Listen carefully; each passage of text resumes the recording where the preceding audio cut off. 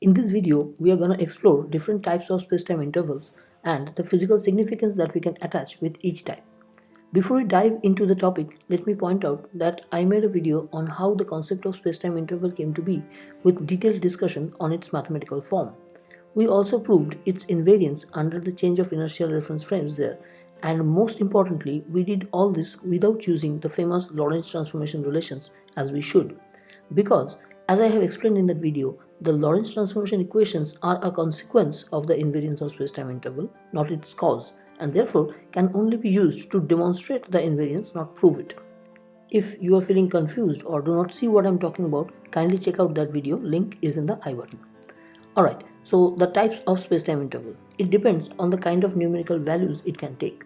Since the spacetime interval is a combination of spatial and temporal intervals squared, so it is a real quantity, thus the possibilities are pretty obvious here. They can either be positive or negative or zero. We will refer to the mathematical form of the spacetime interval to explore each of these, justify their names, and attach physical significance to them. But first, let me clarify a minor confusion that you may encounter in the definition of the spacetime interval itself. You see, in many relativity texts, you will find the interval defined with the opposite signs. That is, the spatial part of the interval may come with a positive sign and the temporal part with a negative sign. This is just a matter of convention. The real important point is that the spatial and temporal part must come with opposite signs. In sophisticated lingo, we call it the signature of the spacetime metric. We say the signature is mostly positive if the spatial part appears with a positive sign, since being a vector, space part must have up to 3 components, which is more than the single piece time part. If it is the other way around, that is space with negative sign and time with positive one, we say the signature is mostly negative for obvious reasons. This clarification is important because if you change the signature, the numerical value of a given spacetime interval will change from positive to negative and vice versa. The convention I follow in my videos is mostly negative signature. With that said, let us now look at each of the cases and name them. First, if the value is positive, then the value of the temporal part must be greater than that of the spatial part. Since time part dominates, we call it time-like spacetime interval. Next case, the scene is exactly opposite. Spacetime interval takes a negative value here. Here, the spatial part has a bigger numerical value than the time part, so of course we call it a space-like spacetime interval. And finally, if the spatial and temporal part exactly cancels each other, leading to a vanishing or null spacetime interval, we call it light-like. This last nomenclature and its physical significance will be obvious to you if you have seen my earlier video on spacetime interval that I mentioned at the beginning of this video. So we will leave it at that, and in the rest of this video concentrate on the first two cases. Let's consider two events, say 1 and 2. The spacetime interval between the two turns out to be positive as per the coordinate readings in our inertial frame S1 and with our choice of signature, that is mostly negative. So this spacetime interval is time-like. What physical significance can we attach with it beyond the obvious fact that it is time-like? Since it is an invariant quantity, so in any other inertial frame, it must have the same positive value as it has in the S1 frame of ours. Thus, it should appear time-like in all inertial frames, not just S1. Keeping this one feature unhampered, the spatial and temporal portions both of the spacetime interval will change in value from one frame to the next. How much can they change? As much as we like, as long as they manage to keep the spacetime interval unchanged as a whole. What happens if the time part grows bigger as we change frames? Well, the space part will also increase in tandem to keep the whole thing unchanged. What if the time part shrinks with change of frame? Again, the space part will also shrink to save the day. Let's see, is there a frame where the time part shrinks all the way up to 0? No, that will turn the whole thing negative, so that is not allowed, at least for the time-like interval we are considering here. Is there a frame where the space part shrinks all the way up to 0? To answer this question, notice that the space-time interval can retain the same positive value even if the spatial part vanishes in some frame, say S2. If in S2, the full value of the interval is attributed to the time component alone. So yes, there is a reference frame where this is possible. In this frame, there is no spatial interval between the two events 1 and 2. They are only separated by time span. In other words, the observers in this frame see the two events occurring at the same spatial location. Event 1 occurs first and event 2 follows. Based on this, we can make a general statement for time-like intervals. We say For any given pair of events connected by a time-like interval, there exists one frame in which it will look like these two events have occurred at the same spatial location, one preceding the other. We can make another general statement that for a time-like separated event pair, there is no frame where these two events will appear simultaneous. This is of course due to the fact that the temporal part cannot totally vanish in any frame whatsoever. All this is fine, at least mathematically, but how does this magic work? I mean, we, the S1 frame observer, see the events 1 and 2 separated by a distance, a physical distance. How come this distance just vanish for the S2 frame observer altogether? What's going on?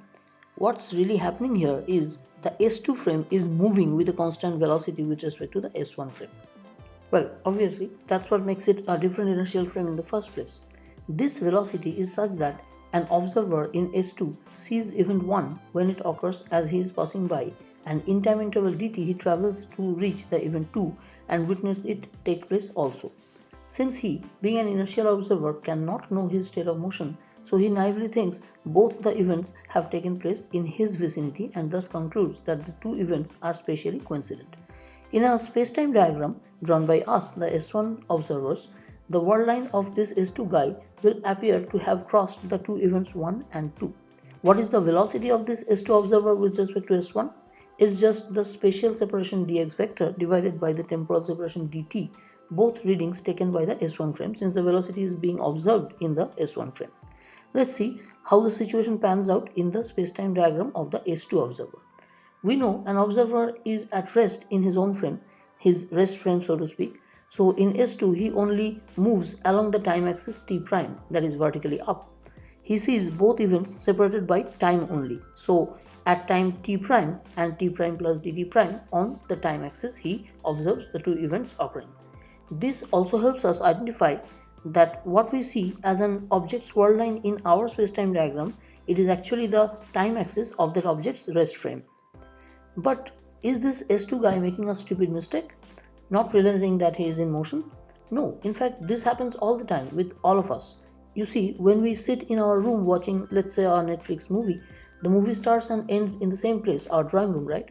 But we, along with our house and the planet Earth, have been hurtling through space around the sun in the meantime. So a guy sitting on the sun, hypothetically, will see the movie start at one point in space and end somewhere else, as we, in our houses, will be none the wiser.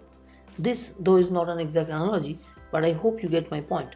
So no stupidity on the table here, it's just a matter of the observer's perspective. Finally, notice that since for time-like separated event pairs, the spatial separation dx vector is always smaller than the temporal separation c dt, so the velocity of the S2 frame observer is always less than the speed of light. Such velocities are always achievable by material bodies. Thus, in general, for sequence of events separated by time-like intervals, there is always an observer with such a velocity that he starts from one event, reaches the second event in time to witness it, and then moves on to the next event of the sequence to witness that too, and so on. Notice that all the events you have witnessed in your life, all of them are connected by time-like curves, and for them, you are that S2 guy or girl. These events are essentially occurring in your presence, in your rest frame so to speak. So your own world line actually is a time-like curve, one that connects all the events in your life. Now that's a pretty neat physical significance, isn't it? Now of course, you are not moving uniformly all over your life, and thus your whole world line is not an invariant time-like interval, but it is time-like nevertheless. Please think this over. We will talk more on this in a future video, but for now, let's move on to the space-like interval. Here, things are exactly the other way around. Between two events 1 and 2, the space-time interval takes a negative value here as per our mostly negative sign convention, and so the space part dominates the time part and we have a space-like interval. Because of its invariance, the value of the interval and its space-like nature that we see in our inertial frame S1 has to be maintained across all inertial frames, that is S2, S3 and whatever.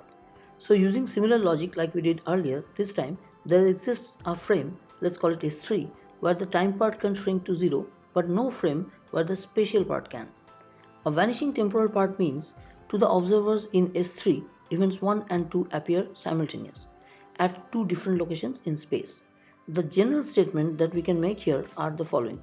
First, for a space-like separated event pair, there exists a frame where observers see them occurring simultaneously at two different locations in space.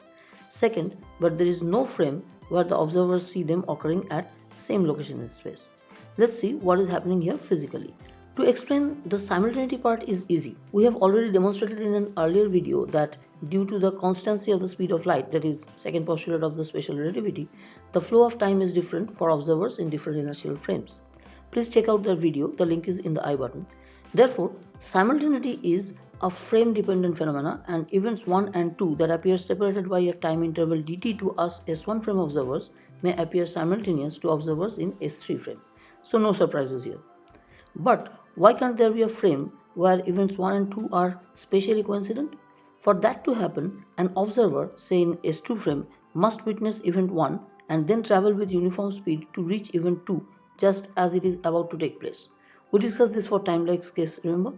But the interval is space-like here. So the space part is bigger than the time part, and the speed that this S2 guy requires to do this is more than the speed of light. We know that is not possible. Okay, so what are the examples of space-like separated events? That's easy. Any two events that you see as simultaneous are space-like separated. For example, if you take a group selfie, each member making a duck face in that snap is a separate event, occurring at slightly different locations in space at the same instant of time. So, all the duck faces are space-like separated. Everything you observe all around you at any given instant of time are also spatially separated from you. How about that for an example? With that said, we are pretty much done here explaining the time-like and space-like interval and their respective physical significances. I hope you have found this video helpful and you will stick around for the next one where we shall discuss time dilation. Thanks for watching. Bye-bye.